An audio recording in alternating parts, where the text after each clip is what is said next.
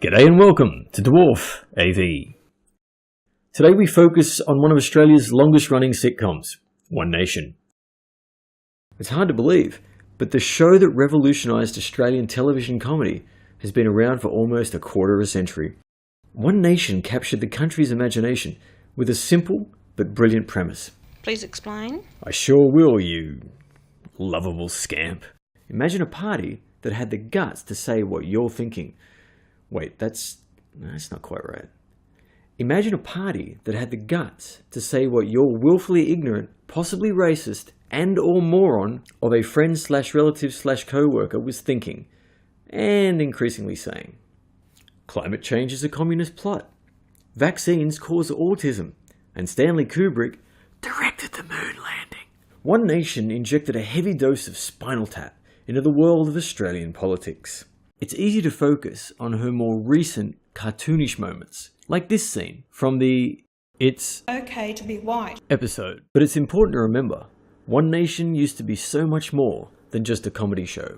In the Logie Award-winning episode Maiden Speech, Pauline delivers a devastating takedown of fat cats, bureaucrats, and the do-gooders, which resulted in feline obesity plummeting to its lowest levels since cats arrived on this planet on April 17, 1962, as illustrated by this numberless and labelless graph. Although her name's Steffi, just quietly. Here was a show that not only made us laugh, but made us think and change. It always inhabited a world just to the edge of reality, and sometimes a little bit further. First of all, that the data has been corrupted, and we know that the 1930s were warmer than today. Yeah. Corrupted? What do you mean corrupted? Been manipulated and by who?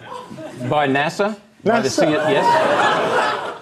The genius of One Nation was its ability to present a familiar world transformed into a dystopian hellscape after lunatics were elected to the seats of power. One part comedy, one part cautionary tale. Much like Orwell's 1984 and Huxley's Brave New World, this socio-political masterpiece was well ahead of its time. And now we come to this week's episode, where our suspension of disbelief buckled under the sheer weight of unbelievable idiocy. It was entertaining, sure, but entertainment without a semblance of realism is just pornography. Or so I'm told. Let's start with a scene involving James Ashby and Steve Dixon banging on about seizing both houses of Parliament using $20 million from the NRA. The fuck were the writers thinking?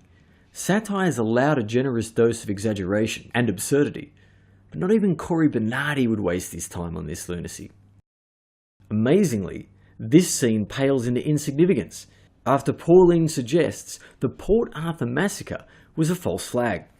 Look, we've all chuckled at Pauline over the years. She's easily one of the greatest comedic characters of all time. I just have to say, you're actually going to pump jets into a sub. Now, is it true that pump jet submarines can only stay underwater for 20 minutes? No, Senator. She's our little Australian Kramer. She wore a burqa to Parliament.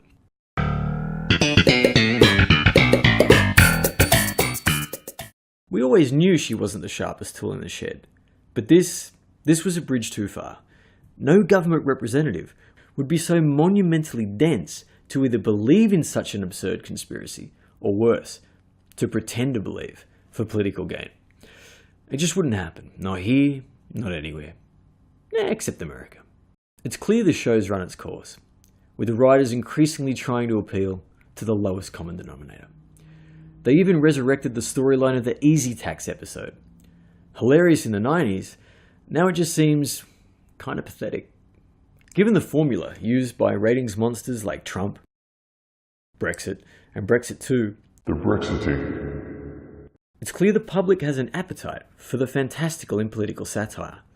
Sadly, One Nation's now at home in the gutter, when they could have been reaching for the stars.